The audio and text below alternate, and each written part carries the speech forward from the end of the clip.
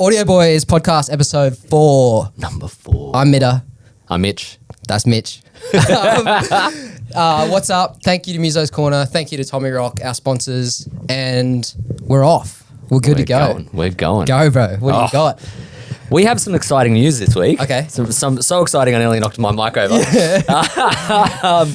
All right. New plugin. Yep. Coming out. Yep. Massive personality on YouTube. Huge producer. Yeah. Marc Daniel Nelson. Let's go have a look at his channel for a second. Yeah, let's look at Marc Daniel Nelson. So I didn't know who this person is. That's cool. Yeah, you need to tell me about who this is. all right, so Marc Daniel Nelson, you would either know him from the website Produced Like a Pro. Oh, that's him? Produced Like a Pro, He's okay. no Warren Hewitt is Produced Like a Pro, but That's- Marc Daniel Nelson now has heaps of videos on that channel as Right. well. So Being he's interviewed by... no content. Like Oh. he's working with Warren Hewitt. Okay, cool. So you'll see heaps of stuff probably come up on that Yep. channel. Yep. And then he's also a, very well-established mix engineer, particularly for scores for film. What do we know him for? He has done the Han Solo film. Right. He's done a bunch of stuff for Disney. Yep. He did Mulan. Okay. Top tier stuff then. Yeah. Excellent engineer. Heaps of wealth of advice. Worked with Bill Schnee. Yep. And some other high profile mastering engineers. Sorry, I forget exactly their names. Yep. But yeah, you guys have Google. You can go check Okay. it out. Yeah, cool. Most people should know who he is or have heard of him. I was surprised that I'd never heard his name before, but sure. Yeah. Yep. Anyway, he recently released a plugin through Pulsar Modular. Yep. Are you aware of Pulsar Modular? No. Cool. He released a sidecar. Oh, okay. Yeah. Reese did a video on this, I think, Right, actually. Yeah. right. Anyway, and he did this plugin. We can dive into what that was, but he has a new plugin coming out. As of videoing this, it's Yep. not out yet. Right. Cool. I'll be doing a special video release when really? this comes out. Cool. They hit me up. Yeah. Like an exclusive thing. An exclusive thing. Nice, dude. Nice. All Yeah, right. yeah. So what you said his sidecar. So this is the sidecar. We can get into that in a second. Right, okay, cool. I'll just quickly run you through what he's got because in the Yep. last episode, Yeah. we talked about our mix bus. Yes. Right? Yep. And what we use and why. And one thing that came up for both of us is saturation, Yes. widening, Yep. all those kind of things. Yep. And he's got a new tape plugin Right. coming out. Oh, this is the one you This is the new one, yeah. Okay, so cool. once this comes out, this plugin should already be out. Right. It's coming out in a week. And yeah, it is. It's not this plugin that There's we're seeing on is there screen. any sneak previews? There's nothing out yet. Okay, right. No. It's coming out on the 31st. Yep. So in about a week. And what do you know about it? I've got it. Yeah? I've used it. Yeah? Yeah. Is it sick? It's good. Oh, cool. It's good. So it's it's a tape. So it's based on the P821 tape. It's like it's this tape 821 machine that Marc Daniel Nelson has. Right. And it's a very famous one. I actually had trouble finding it. Yeah, I don't think there's anything here. Yeah. I actually got him to send me a bunch of info on it because I couldn't find it. Okay. Anyway, it's this famous tape machine. I can't remember the brand of it off the top of my head, but Yep. the plugin's called the P821. Mm-hmm.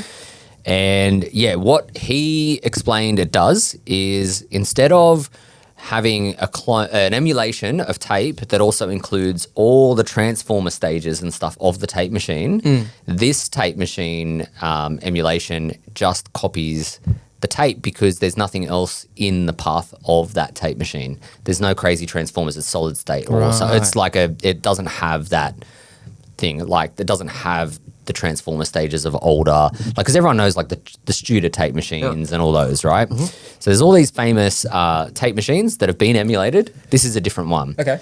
And what he said it does, and what it should do, is widen the mix, give depth to the mix, Yep. Do a tape thing, so it gives that tape bump, Yep. but it doesn't clamp down on stuff. And my problem I've had previously with tape emulation plugins is they do that. Right. You hear them really aggressively yeah. clamping on the mix, Yep. and I don't want that to happen, Right. and so You I just don't You want the use them. sound and the vibe without it doing like a compression thing. Yeah. Yeah, okay. Yeah. Cool. Yeah. So like all well and good if you're using a tape emulation that does do that. Yeah. But it's kind of because of my own process, I don't need that compression like the way I do my mixes or whatever. Of course. So this is going to open up your mixes. Yes. It's going to widen the mix. It's going to give that depth that a compressor does without clamping down on it. Yeah. Okay. And it does. Like I'm actually, I'll say this. I said to Marc, I was lucky enough to get him on the phone and have a chat. Yeah. And I said to him, this is typical Aussie. I was like, I haven't found a tape plugin that I've actually liked. Yeah. at all. And I probably shouldn't have said that. Like I was, because I haven't. I was just being honest. Why not? Why shouldn't you say that? I don't. Yeah. Well, I mean, but you're not going to offend him. Yeah. Well, he was really cool, and he just said, "Look, if it's not for you, tell me, and I'll get you to do something else another time." Yep. He was actually really cool about it. All right. And I said, "Look, I trust what you're saying. If it does what you say it does, I'm actually really excited for it." Yeah. Okay. And it did. To me, it did exactly what he said it did. Right. It gave that three-dimensional, a bit of depth. Yeah. Now, I think people misunderstand what depth really is. It's bringing up the rooms. Yeah. You know? Yep. You know, it gives it that depth. So it helps to bring that up so things sound deeper. It definitely gets wider in the right way. And then does that tape bump thing. Yeah. It's cool. Yeah. I think the thing that, like, if I'm putting on a tape plugin or a hardware unit, that the thing I'm looking for is saturation, taming the transients. Yes. Just making them less digital, less pokey for whatever words you want to use. Yep. Yeah. Did I say saturation already? Yeah. Yeah. And then usually there'll be like an EQ curve that it applies to, which, you know, is usually typically boost the bottom end, like tame the high end. Yeah. Just give it that kind of analogy sound, whatever that means. Yep. Yeah. And it does all those things. It does.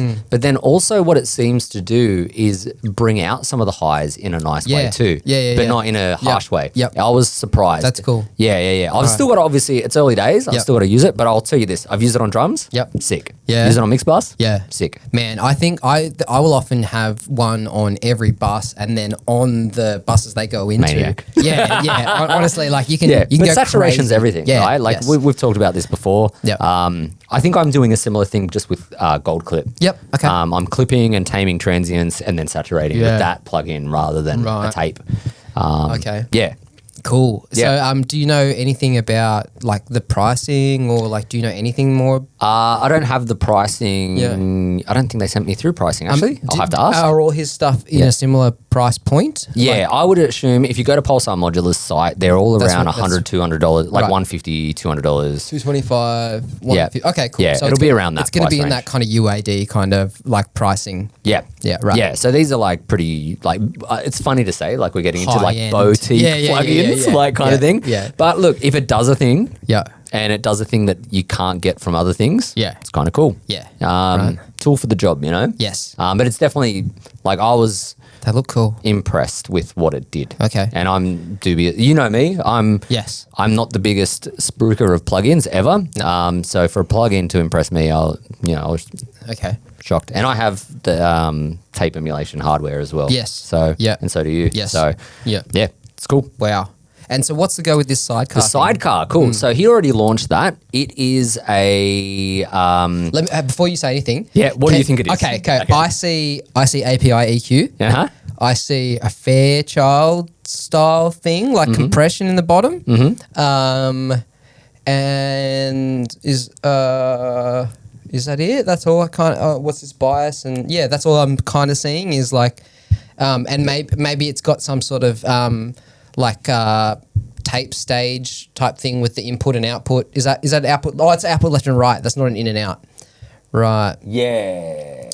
That's interesting, that actually. Yeah, the left and right. Yeah, but then it's got analog saturation up top and then a line amp. So you can engage the line amp. Okay. So how close I was haven't used this, right. so I'm not going to say too much on it. But I know from what it is, the EQ stage is the API 550B, the 4 band. Yep. That's what that is. Yep. That's why it looks that way. I want one of those. Yep. If it has a line amp, I would assume that's engaging some transformers. Yep. So that's on or off. Analog would be. We made a joke about that in the last video. How filthy? It's not waves. Yeah, it's not waves analog. I'm sure it's not 50 hertz noise. It's probably some kind of saturation. And then bias is usually tape bias, but I don't know. That might be something else there. So I don't understand. What is tape bias? It is a little bit above my head. It's kind of, it affects the EQ curvature, the frequency response of the tape. That's kind of what I like and the saturation on the of unit the tape. that I have is that when you turn it a certain way, it seems to exaggerate maybe the high end That's exactly what that's like simplifying it extremely, but it seems to, you can bias it hot, bias it cold. Yep. Which either you used to tune the bias for every channel of tape. Yes. So say you got a 24 channel tape machine, right? There'd be a set bias, and you could bias them differently. So they could be biased for kick, biased for snare, biased for vocals, right? Stuff like that. Okay, yeah, that makes sense. Yeah, cool. But it's like an EQ tone and saturation. What about the compressor section? That looks like a Fairchild, right? It does look like a Fairchild. Like the way how it's all the knobs definitely look Fairchild. Like, I would say it must be. I was, because I saw the APIs, I was like, oh, maybe it's a 2500, but because of the knobs, I would actually say Fairchild. But let's not. So sidecars, custom 2-bus compressor. Yeah, doesn't coming from the mastering studio he would be in, it would make sense to be a Fairchild. Yeah. Have you used a Fairchild before? Not a real one. No. I have 2 500 series compressors, the tube cores. Yes. That are Vari-Mu. Right. Different. Which is like similar vibe. Is that? Yeah, it's supposed to be that kind of vibe. The tube core 500s. Right. Slow and mushy or? No. See, this is the thing. All right. Are we going to go down a bit of a rabbit hole? Quick one. Open the can of worms, my brother. Yeah. All right. So people misunderstand Vari-Mus. Yep. All right. Vari-Mus, I've heard this said before, right? Slow and mushy or slow and warm. Yep. Vari-Mus are not slow. Yeah. They're only slow on the slow setting of a Fairchild. Okay. Right. All right. They can also, on a Fairchild, be fast. Okay, they were mastering EQs. Right. So I've got a misconception because of the setting on the Fairchild plugin that you've used. The famous one, probably the famous setting. So if you go to even a Fairchild plugin, there will be the different, what do they call it on the waves? I can't even remember. They've got different. I'm struggling to find the word now. Now I hate myself. There's different variable attack and release times. Yes. Right. Yeah. And they're baked in because of the tubes and the gain staging and the way it works. Right. So you can pick one of 7. Usually is the standard, and then some plugins and some versions of the hardware, because there's hardware clones, will have different time constants. Right. God, got there in the end. Thanks, brain. All right. They have variable time constants, right? Yeah. So that's what the time settings are. Some are fast and fast. So attack and release, right? It's your attack and release, but they're baked in. So you can have a fast attack, slow release. You can have a fast attack, fast release. You can have a slow attack, fast release. You can have a slow attack, slow release. And they're all baked in there for different settings, for different things that you might need. Sure. There is a setting on the Fairchild that is fast and fast. So a fast attack, fast release. It's there. It's baked in. Okay. So there's a misconception of that compressor, and there's a misconception of Vari-Mu. So I guess like the reason I probably think that is because most people probably don't use fast and fast on a Fairchild, especially if they're mastering. Yeah. Probably not. And even for maybe not. Even for mixed stuff, like you don't often use fast and fast, right? Would you? Like, I think most of the time for me, depends what works. Mine don't really change. Mine are always like relatively fast and pretty slow, or medium, or whatever. Yeah. So it has those different settings. When it's fast and fast, you're going to get snappier, punchier shit. Yeah. So it can be punchy. Okay. And it can be. And a Vari-Mu, the Vari-Mus I have, can be punchy. They can sound very SSL-y. Yeah. Very VCA, kind of punchy. Sure. But then they can be slow and opto-y. Okay. That's kind of the thing about Vari-Mus, is they can be kind of a bit of everything. And then you can push into them, into the tube stage, and distort the shit out of them. Have we seen what they're worth these days? Fairchilds? Yeah. Oh, have you seen more than my house? Yeah, it's up there, dude. Actually, no, we live in Australia. Our houses, we can buy it. Yeah.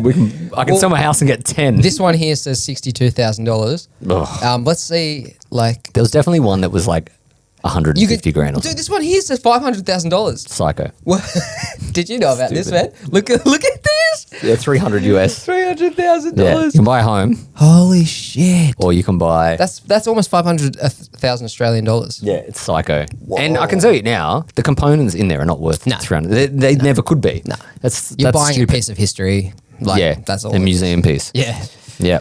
Yeah. Wow. But yeah, look, a Vari-Mu compressor can be built affordably. Yep. And, you know, people already built, Stam do one. Yep. Does Audios game? Maybe. No, but then I think the Heritage Audio do Unfairchild. one. Heritage Audio do one. Heritage do one. And then, what's his company? The Unfairchild. Is that a Stam? No. The Unfairchild is That's Heritage Audio, isn't it? No. Isn't it? Unfair. No.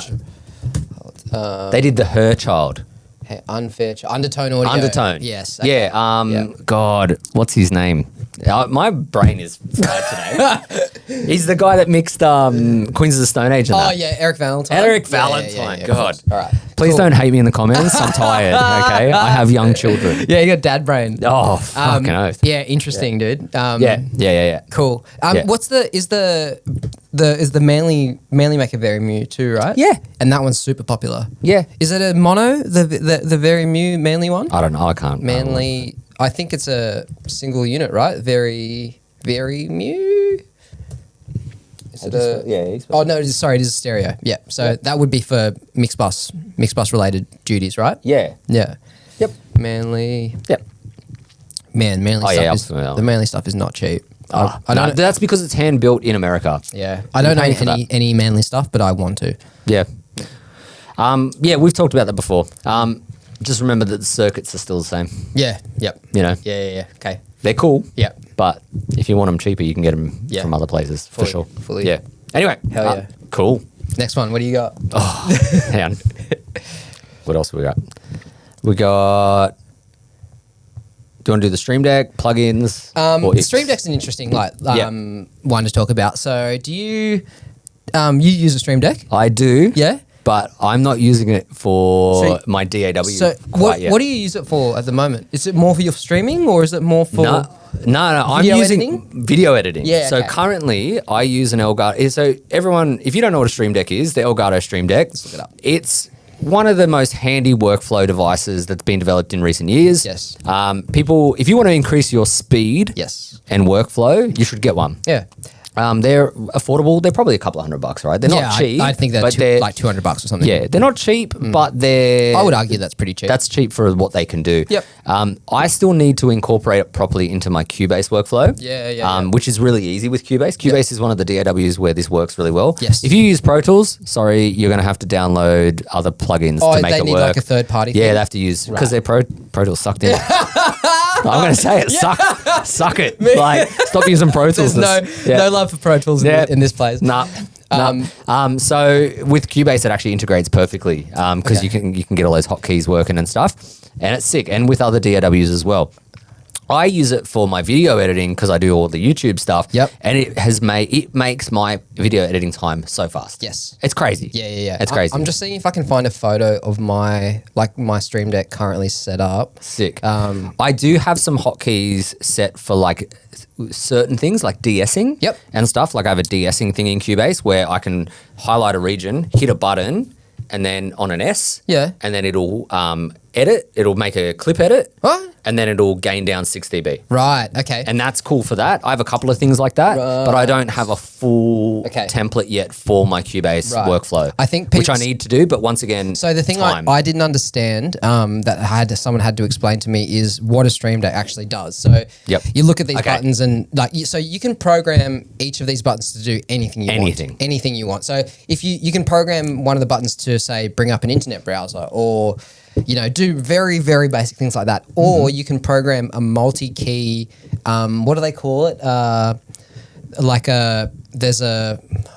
They have a special word for like a multi-key function. Basically. So if you program multiple steps of hotkeys and stuff like that. So not only can you program it to say like hit 6 buttons at once, but then you can program it to say like open this program, then do that. Yeah, a sequence, and then like open this program, open this thing, and then do that. So which instead of me going this and then I'll open this and then I'll just hit one button on the Stream Deck and it goes bang bang bang and does it all for me. Yep. So my I've got different pages set up for my Stream Deck. So my main the page that it sits on when I open my computer is just like open the important programs that I use, open Cubase, open Facebook Messenger, text, all that sort of thing. And then once Cubase opens, it changes to my Cubase profile.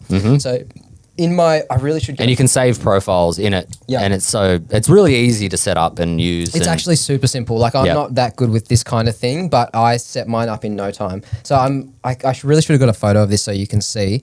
But mine is set up, for example, export tracks. Export everything because usually that's I've got to do that. Yeah, usually that's an I've set up a key command that requires both hands.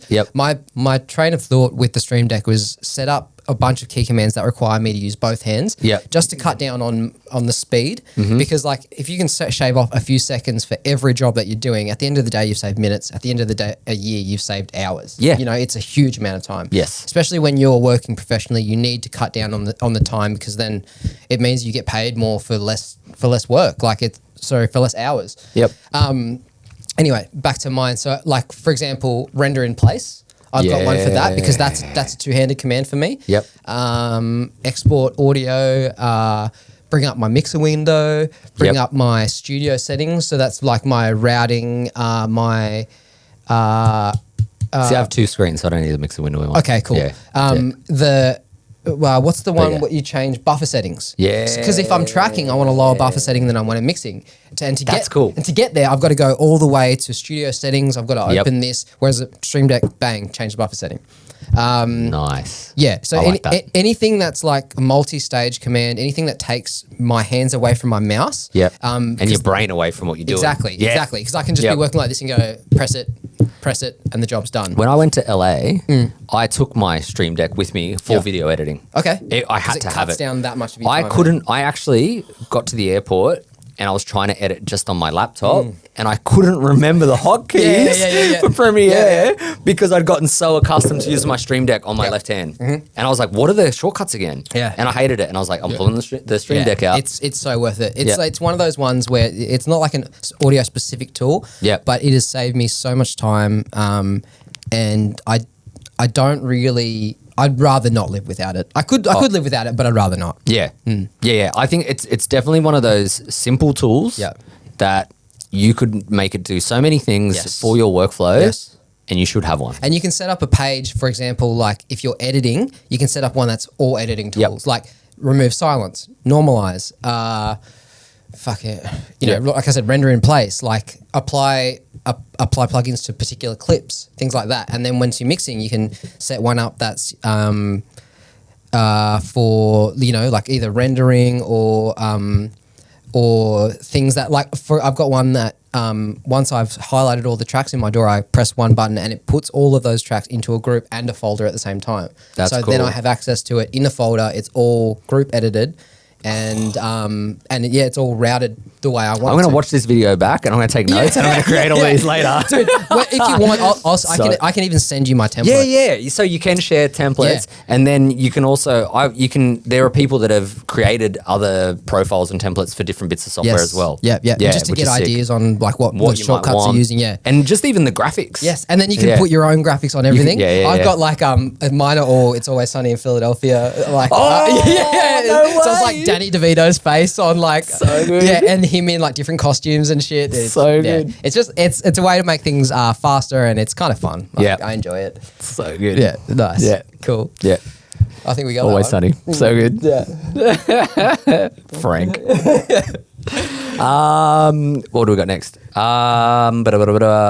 Biggest X or what plugins do we overuse? Okay, right. Well, I think let's go to biggest X. I think that's a great topic. So I sent Mitch and I have a list of things that we like to talk about, and I added one the other day, which is something I think about so often, and I'm interested to see what your interpretation of the question is, and what your answer is. So what I wrote down is biggest X in modern production. So I guess like you can interpret that how you like. Okay. Does anything come to mind? Yeah. Yeah. Do you want me to answer first so you got more time to think about it, or do you want to go? I can do one. Yeah, you go. Yeah, right, my biggest one is the overuse of auto-tune in shit ways. Right, okay. And in all genres. So like kind of sucking the life out of the performance and just making it technically perfect.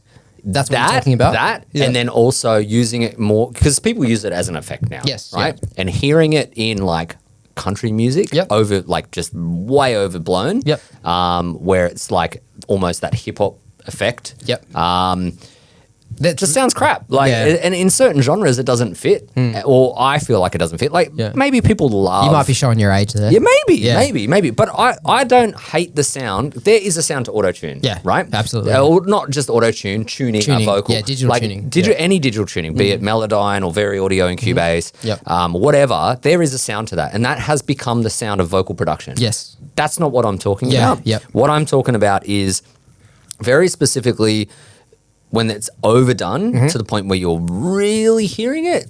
I don't love it. And maybe it is my age. I also do love a raw vocal. I love like the sound of a real vocal.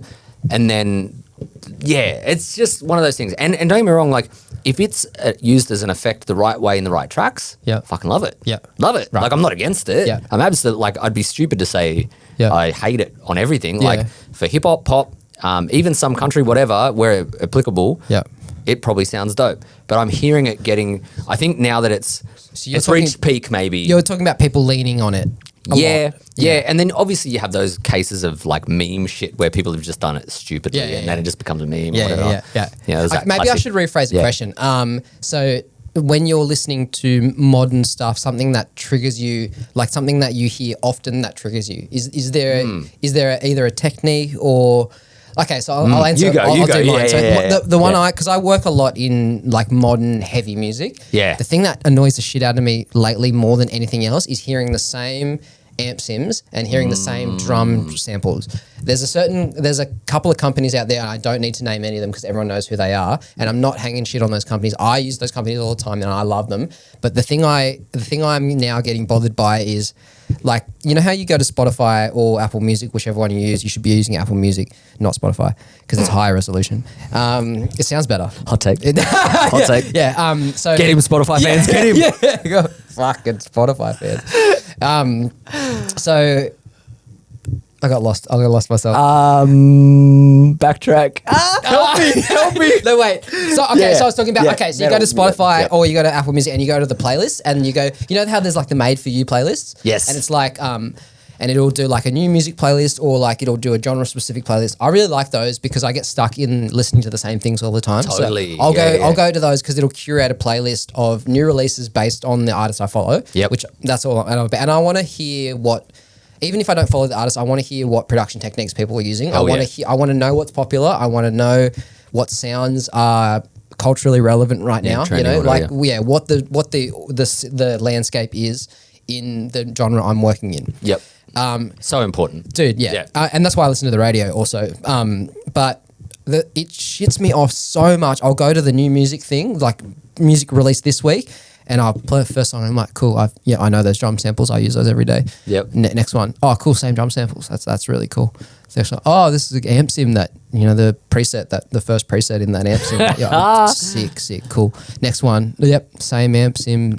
Cool. And honestly, you could flick between most of these things and it almost sounds like they're on the same album. And these are different singles from different bands, and that bothers the hell out of me. Like I know that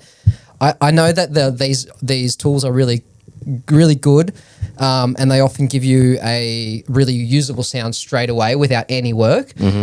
But I can hear the same drum samples and the same like guitar amp sim from the same companies on everything, and it makes me think of a time.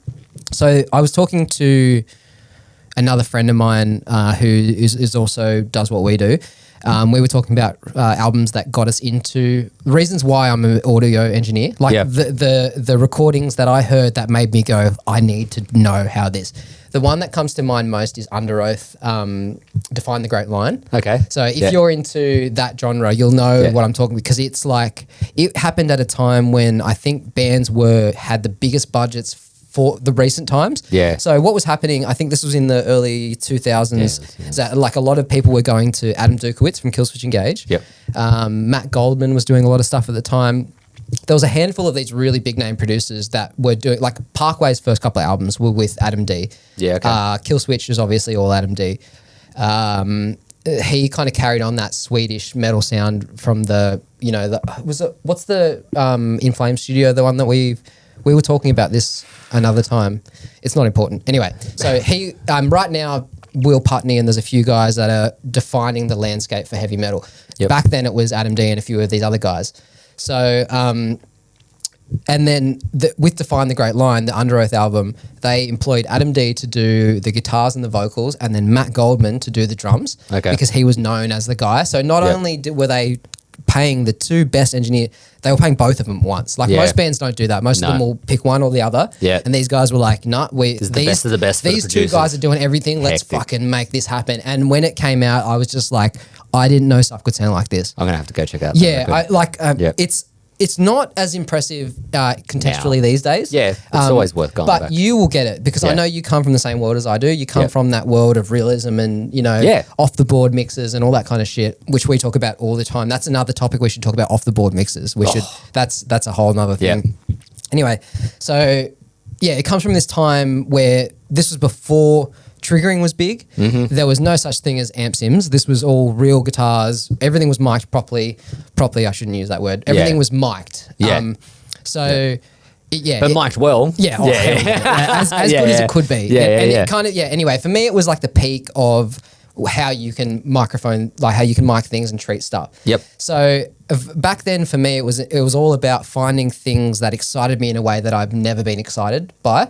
Nowadays, I feel like that happens less and less because I've heard the same sounds. I've heard the same samples. Even these massive name engineers who are doing these objectively great mixes, it's the same samples that I've heard on. Because they just use maybe a template. Yeah, well, that sample's queued up in there. Yeah, there's only a handful of companies making stuff that's really popular right now.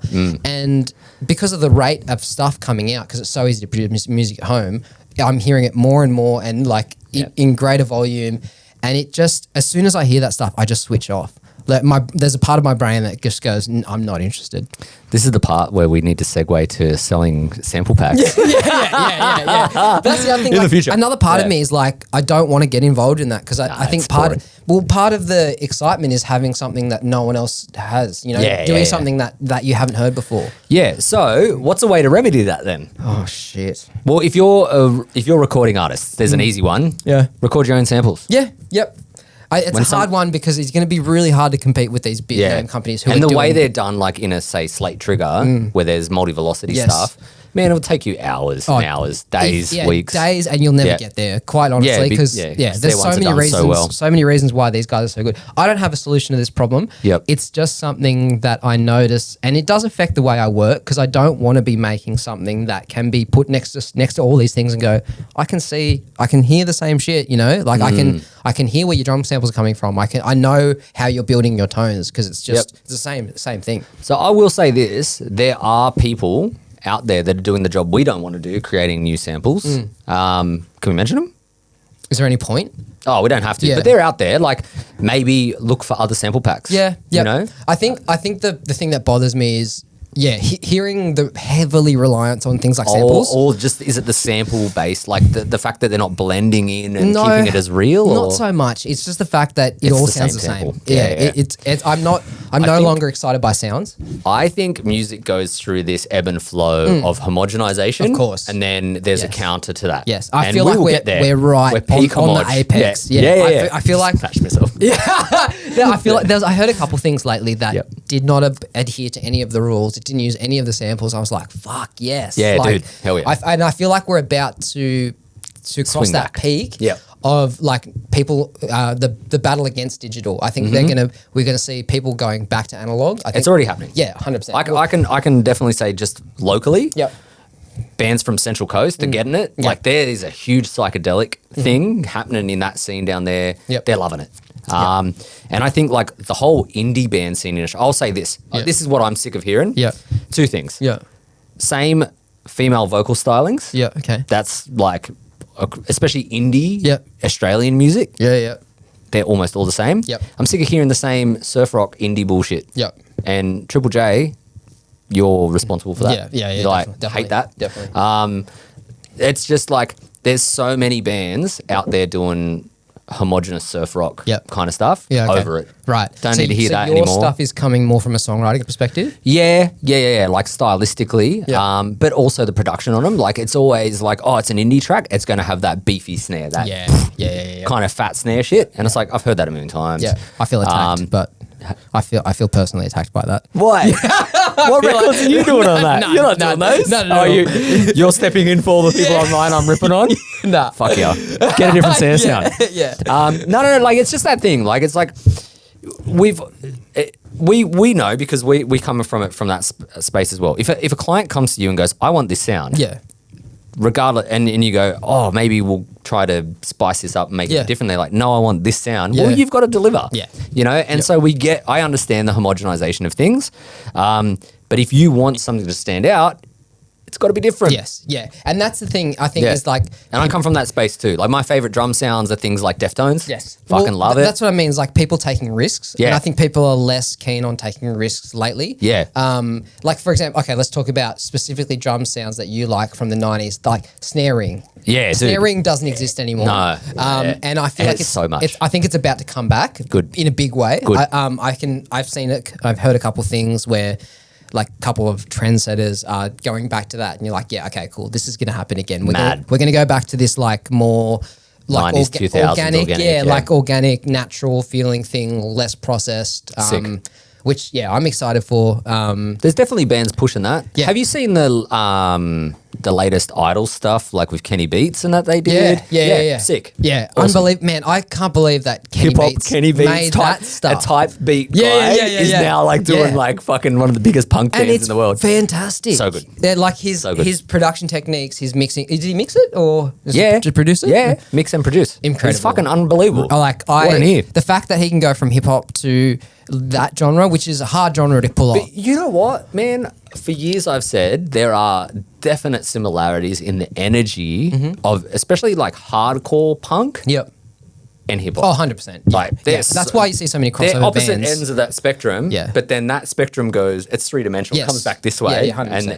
And they're the non-pitched vocal and energy of a vocal delivered from hardcore or hip hop. Yeah. It's the same shit. Yeah, dude. And you know, like the drums have got a slam and all that, same energy. Yep. And he obviously gets that. Yeah. Yeah, it's Big really time. cool. Yeah, Really cool. so good. I don't know what we were talking about. I've completely forgotten. Biggest dicks. Oh yeah, okay, Yeah. cool. Yeah, no, I think we've pretty much covered it. I think that's the main, the same use of the same sounds. Obviously the productions, the techniques are a part of it too. But I think for me, it's mainly hearing those same brand names that we all use and just hearing too much of it in the mix. Yeah, and I want to like also be careful because like we're not being like, oh, back in the day, albums were made. Like we're never like that. Like that's not us. Like I love and appreciate modern everything. Yeah. Anything modern. Like modern styles of recording. Like there's things to be taken away from that. But then we can always move forward and then come back and go, hang on a sec, like we need there are some things that we're missing that make records great. And we can make records great again. It's a new merch. Man. Shit. I'm gonna make Lachlan make you a shirt. Make mixes great again. Fuck. Oh, fuck, that's really good. Good one. Anyway, nice. No, I think we did. I'm glad we talked about that because we covered a lot of things that that's I'm cool. Happy with. That's cool. All right. So speaking of Lachlan, we have a great question that came in from him. Yes. Shout out to you, Lockie. Yeah. So what did he say? What plugins or gear do you overuse and still feel no shame about? Yeah. Okay. I know what mine are immediately. Go. Pro MB, like FabFilter Pro MB. Yep. I've been a big multi-band compressor person since I discovered them, with like C4 and C6 early wave stuff. But MB there's so much you can do with that plugin. It is so incredible. You can use it as an EQ. You can use it as a mix bus. You can do stereo widening with it. You can do side chaining stuff with it. You can do you can tame bleed. You can do bleed tricks like it. I will use MB. It's almost the first thing I reach for after say like EQ plugin purely for high and low end roll off, like a high pass, low pass filter. Fuck, I forgot what they were called then. So I would say for high pass, low pass filters, it's the first thing I reach for. Like before a de-esser, before anything, like I'll reach for that. So see if I can control certain areas. Do you want to give an example, like on a guitar or something like that? Or? Yeah, I can do it on anything. So like, let's start with at the bottom with drums. I'll use it for, say, if I've got a snare drum that's got too much bleed, I might use it to sidechain from a MIDI spike to create like a gate, which is pulling the top down, and then whenever the snare drum hits, it comes back up again, and then does that. Guitars are too bright or too dark, really. You just can use them to kind of re-shift the balance a little bit. Yep. On guitars, I find as well, when you got chugs, especially when you use ribbon mics, your chugs will always they'll get so big because of the ribbon mic, and a high pass doesn't do it right. And I find, we were doing it yesterday, like multiband is the right choice there. Another one I like it for on bass is the multibanding the low end to duck behind the kick. Oh, of course. I mean, and it's just, the reason I love MB so much is because how tweakable it is and how transparent it is. Yeah. It doesn't have a sound, which it can be good or bad. If I want sound, I'll go for C4, but if I want something transparent, like I'll have one on, it'll be on my shell, like individual drum shells. Sometimes it's on my drum bus, sometimes it's on my instrument bus, and then on my mix bus. So at any time, I'm guaranteed there's between 5 and 30 instances of MD on any mix I use. I know, seriously. But that's how you get your drums tight and clean, I guess. So that's cool. It's stacking on stacking on stacking. Yeah. What's yours? Overusing. I mean, everyone uses Pro Q, because everyone needs an EQ, so that doesn't really count. Yeah, Pro Q4 and stuff. But you're going to have an EQ on every channel. Are you on 4? You upgraded? I'm on 4, yeah. Okay, cool. Do you reckon it's worth the upgrade? Are you using that active? If you don't have Soothe, then it's worth it. Okay, if you got Soothe, if you got Soothe, then just stay with 3. Yeah. I don't know if we talked about this already, but I find we've talked about it with Joel. Right. Josh. Right. Sorry. My name's confused. With Josh Bartel about the harshness of Pro Q3. Yeah. I feel like that has been resolved in Pro Q4. Oh. I feel like it doesn't have the same harshness problem. See, this is the things I don't think about when upgrading plugins is like they do upgrade the engine, so the way it functions can sound better. Look, that's something I haven't tested, and it might be pure fucking placebo. Right. But it definitely, when I've done it recently, I've mixed, let's say, a snare or kick or a vocal, and it just seems smoother. Okay, one thing with Pro Q, except for Pro Q3, for example, one thing that I use that plugin for shitloads is the tilt shift. Do you use started using tilt shift? Yeah, man, it is such a cool. If you don't know what tilt shift EQ is, it is tilt shift EQ. Will you put it on like an instrument bus or a mix bus, or? I'll put it on individual stuff. I'll put it on mix bus. Let's have a look. So.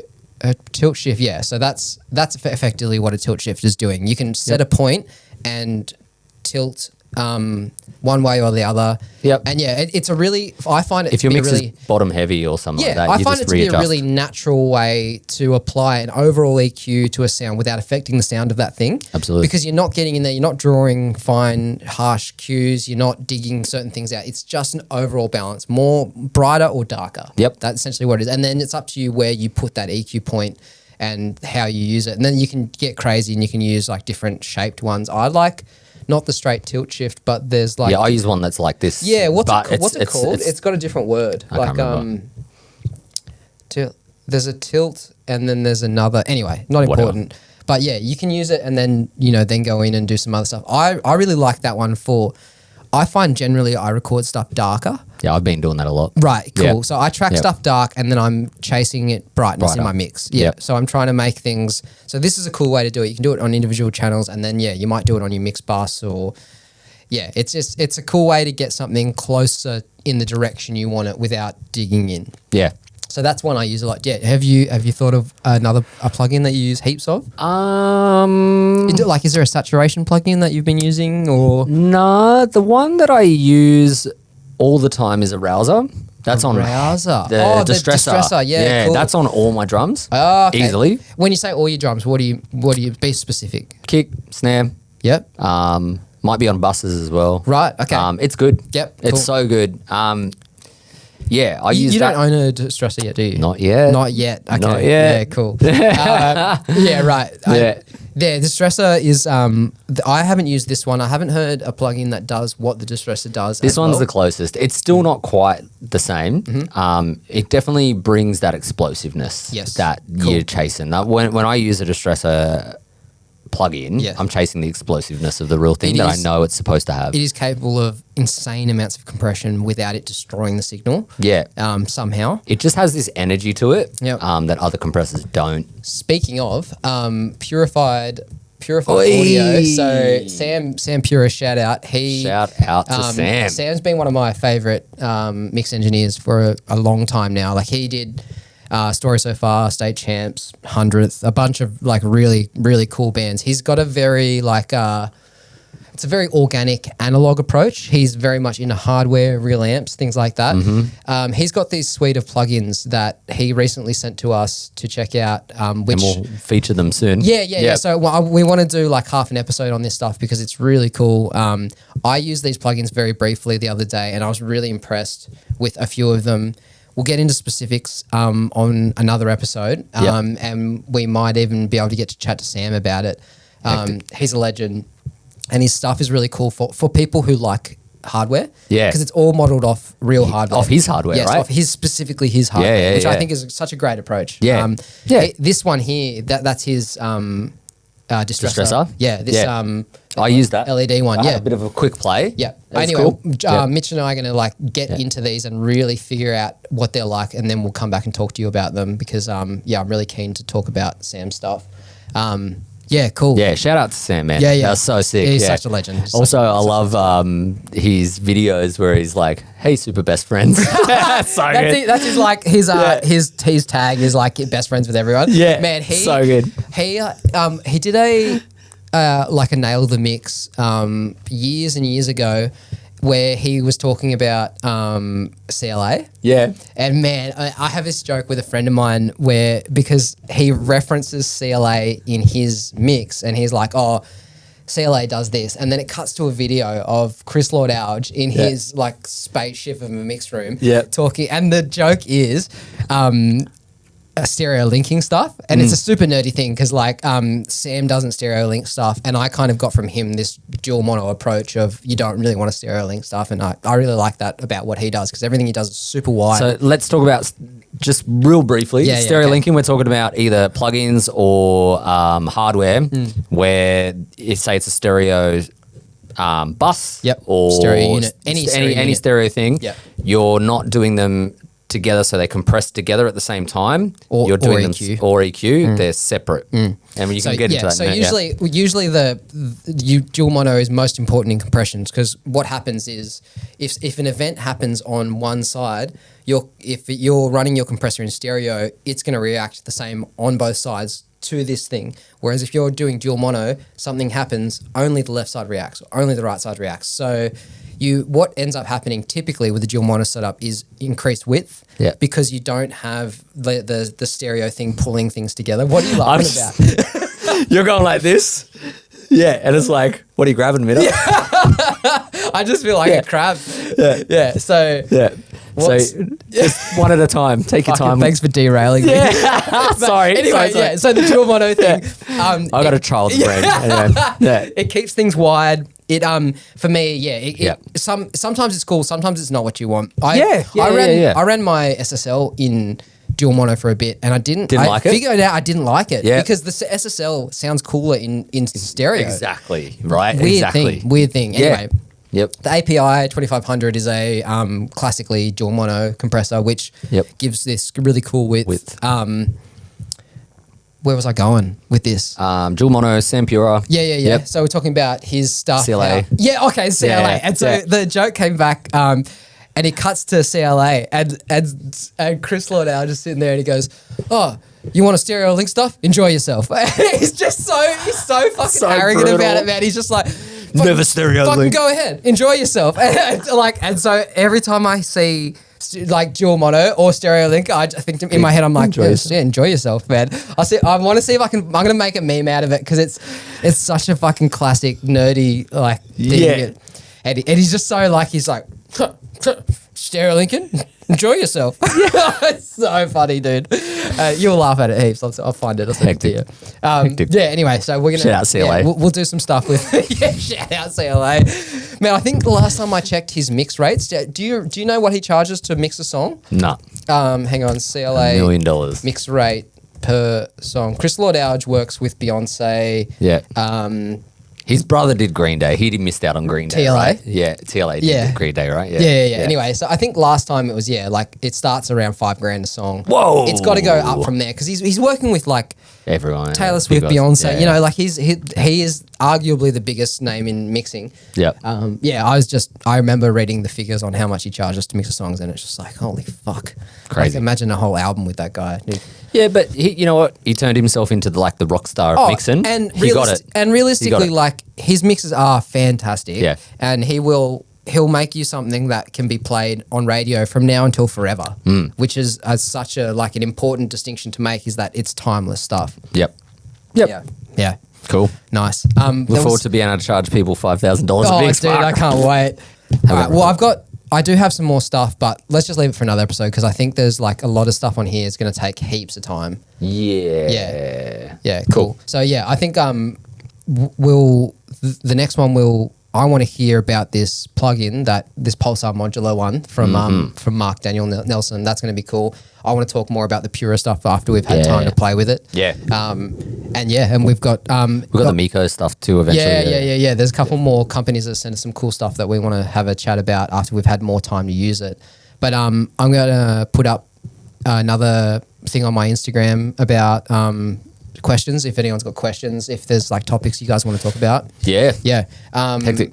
And get in contact with us so we can talk about it on the next one. Oh yeah, and don't forget to add us at AudioBois. Yep. Yeah. So the AudioBois we now have our own Instagram. Yes, we got our own Instagram. We obviously have YouTube. Yeah. Yep. These podcasts will be available on Spotify and all the streaming platforms. Yep. So I think the best way at the moment for you to get in contact with us is through our personal Instagrams. Yep.